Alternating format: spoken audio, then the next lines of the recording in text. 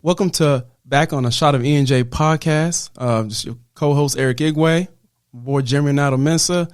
And so we're going to get started on the topic on critical race theory. But before we do that, of course, we got to give a shout out to Hit Culture Digital. They make all this happen, all this work, all these beautiful graphics and great videos all come together because of Hit Culture Digital. So please look them up, Hit Culture Digital with the K. There you go. All right, hitculturedigital.com. So come check them out. Shout out to them. So now let's go ahead and get into our topic. Critical race theory has been a hot button for about a year now. I don't know why it's a hot button, but it's become a hot button. It has permeated and infiltrated all the different school boards across the country. Right. People acting out of them out of their mind over it. So tell people, what is critical race theory? And why is it so negative? Why is there so much negative attention, surrounding it? Right. So I think that's very important for us to sort of define what critical race theory is. And I got a couple notes on my phone. Okay, go ahead and break it down. Go ahead and break it down. So first, we got to go back to the 1970s, and that's kind of when you had the advent of what people would call critical legal studies. And what was occurring during this time was that you had a lot of professors in law schools around the country that were, I guess you could say, more left-leaning, and they were looking at the law in ways that challenged the status quo. And they were looking at the legal realm and the implications of how law is structured, criminal justice system, and all of that, and how different demographics are affected. Well, critical race theory sort of was a response to critical legal studies. Critical legal studies, because the critical race theorists did not think that the critical legal studies was adequately addressing the issue of race. And so that's when they said, okay, we're going to kind of break off. We're going to kind of have our own paradigm. I think Professor Derek Bell at Harvard was one of the first to really articulate critical race theory. And all it is in a nutshell is, how is from a legal perspective, a lot of times, how does race affect the outcomes and the results of, our said legal system or our said social institutions, education, housing, and what have you. Yep. And so we're looking at the racial history, the racial practices of this country and globally as well, in terms of what are outcomes for, in many cases for African Americans, right? But it's sort of expanded now. It's not just African Americans, but it's Hispanics. It's also inclusive of LGBTQ individuals and so on and so forth. So it's a very a broad topic, but it's a topic that's relevant now if we're taking a microscope and saying, let's take a critical look at what's really going on in our society and trying to understand, why we have these disparities, why we have these issues with certain groups of people. Yeah. And I think in part of the critical race theory, that for people to understand too, acknowledges that race is a social construct. Yeah. And is embedded in our institutions, and plays a factor in institutions and policies. And I think some people don't understand that, hey, you had the Voting Rights Act, right, that passed in 65, Civil Rights Act passed in 64, 64. You had the Voting Rights Act that passed in 1965, gave people finally equal rights to vote, right, regardless of race and gender, and then you had the Fair Housing Act, right, that came in, right, that's supposed to make it easier and have great benefits for African Americans, right, and other races too. But then people are like, wait a minute, if these are not delivering the results that we tend, I think that's what kind of somewhat led to critical race theory. Like, if these are not supposed to get us towards more equities or closer to more racial equities, then I think that's what somewhat played a factor in the origins of critical race theory and the fact that, all right, race is a social construct, and legally, let's understand the impact and how it's interwoven in institutions and society. Understand that. I think the problem is right now, people have taken that and said, oh, and you started to hear some of that last year, and then it's really exploded from, hey, wait a minute, people started thinking and taking it like, oh, this means you hate white people.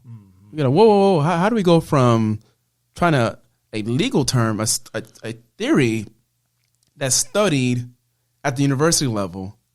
To man, I think we got to make sure teachers don't teach this my fifth grade student, my kids. Mm-hmm. But I'm like, that's a university thing. So, but tell me more about why is it getting negative? Why? Well, the negative publicity has really come from a lot of groups that are. They're basically I think white guilt has been used a lot. I don't necessarily want to use that term, but you can apply it in what it means in its broadest sense, mm-hmm. right?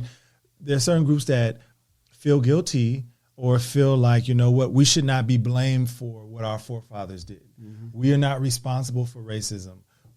We didn't come up with Jim Crow. We didn't come up with the slave trade, and we were not, actively on the scene, so to speak, when these atrocities and violations, human rights violations, were being committed. And so that has sort of been used to sort of,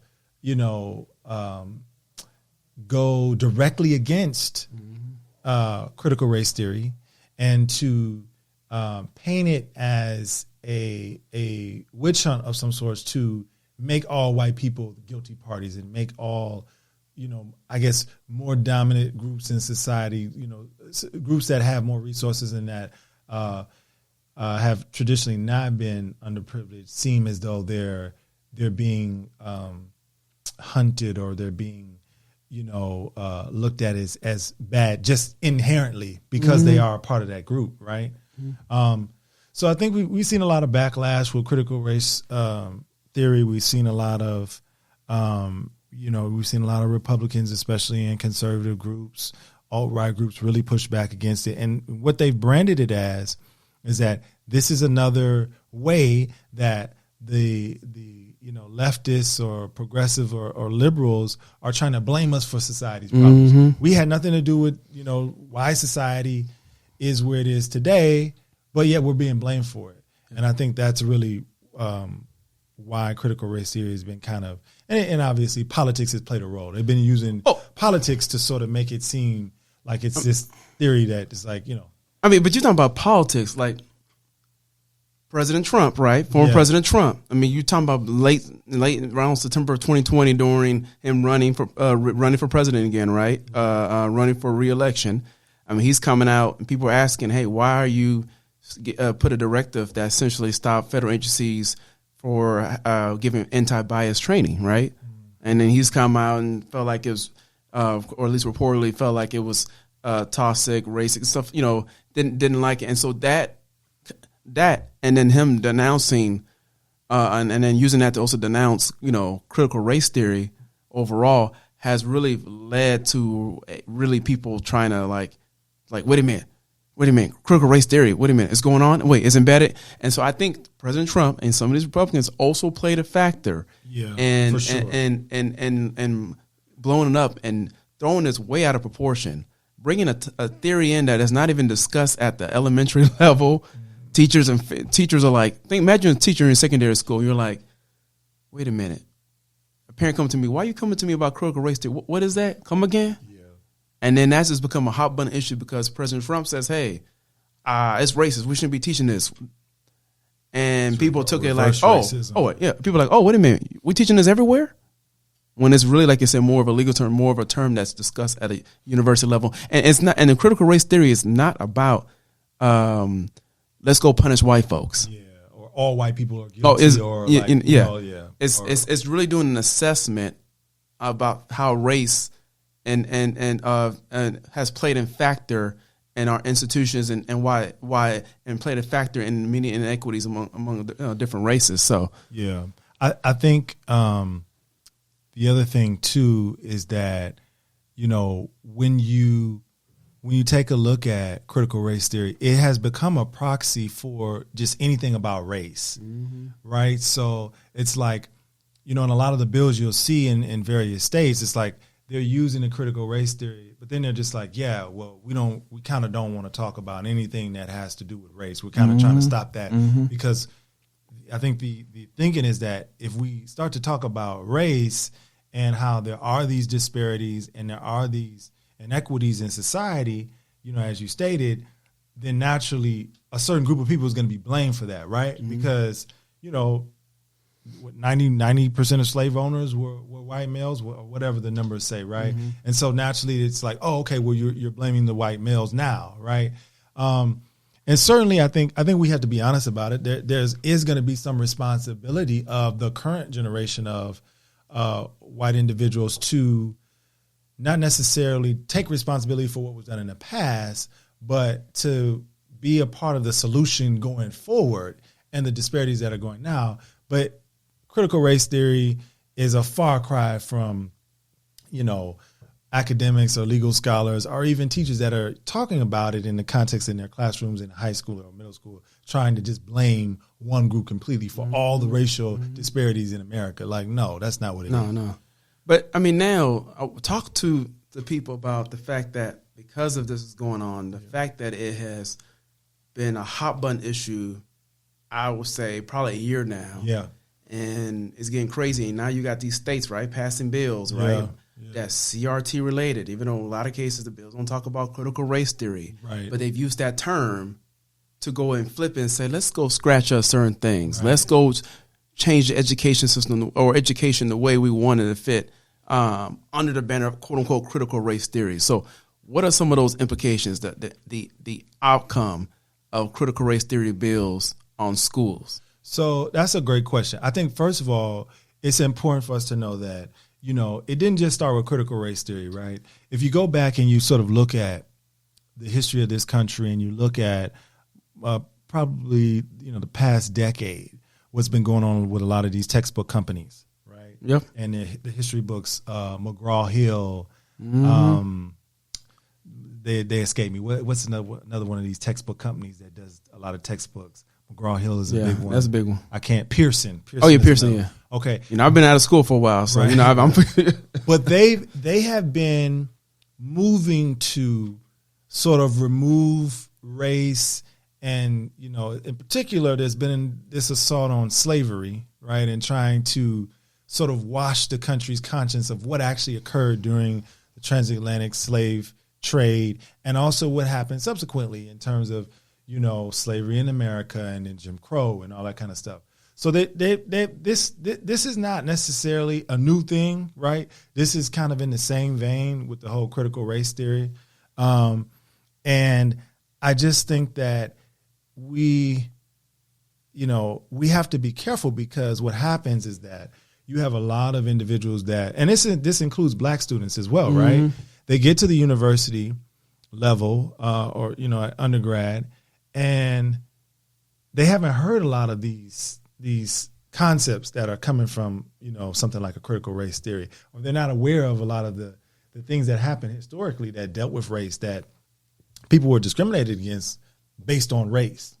And so it makes for a far less interactive and rich learning environment for everybody, because these are things that if you've been allowed to sort of stew on it for a while and you've thought about it, you can come up with a lot more to contribute in terms of classroom discussion, research papers, all that kind of stuff, right? And so that's kind of been what a lot of and students that have been surveyed, I think it was even in a Brookings Institute article, they talked about how a lot of students said, man, we were not getting, why isn't this being taught in high school?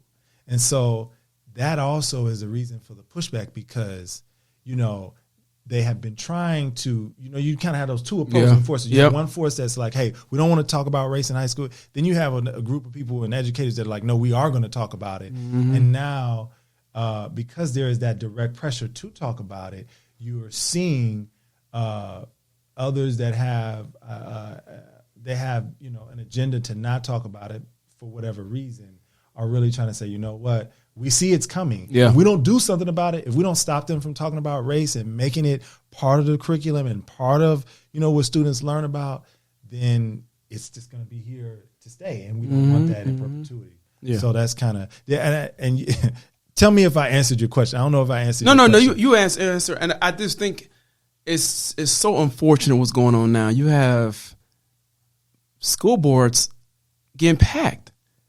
You got parents going to school board meetings that maybe not be as active across the country, and you got parents acting crazy. Yeah. I mean, they're like, hey man, I want to make sure we're not teaching no critical race theory. Hey, ma'am, sir, we don't teach critical race. I don't care. We can't talk about this. What, ma'am, sir, we don't talk about critical race theory. You know, they're 12. You know they're 10. You know that. Hey, we don't talk about this theory stuff. Right. So I'm trying to get them through, teach them how to U.S. history. What you talking about? But the problem is because of politics, play a lot of factor in it. President Trump, former Trump, and so many people play politics. It plays so much factor into it. People taking that term and him denouncing the way he did, and the way that it has blown up to people thinking, oh, it's going on all across the school. People are going on maybe potentially teaching my kids that the white race is inferior, or that we should be blamed, or the white folks should be blamed for past actions. You know, racist, or that type of thing. And so right now you got bills going on. You have a couple of states, but even Texas. We talking about Texas. We live in Texas. Yeah, you know, they passed the bill themselves, and the bill's a bit confusing too, and it's led a lot of administrators and teachers like, how do I move forward? Yeah. Because now the bill is more like, hey, and you read reportedly like it's more providing more of a different viewpoints. You know, it doesn't really condemn talking about subjects like slavery and all that. I mean, it actually lists out a bunch of stuff to talk about in general. Like, it doesn't really condemn the topic. It's more about having different opposing views. You know, different views and perspective. It does some weird things, and it really is applicable to social studies curriculum too. Yeah, I mean, it states that in the bill. Yeah, but it really is about, you know, not providing different perspectives, right, to the best of your ability, making sure that you're not teaching anything that will come off as making someone feel like one race is superior to another, or putting down one race, or making, you know, punishing race or one race because of past action, stuff like that. So now it gets confusing because teachers are like, okay, how do I teach this? Let me go teach slavery. The fact is white people. I can't say.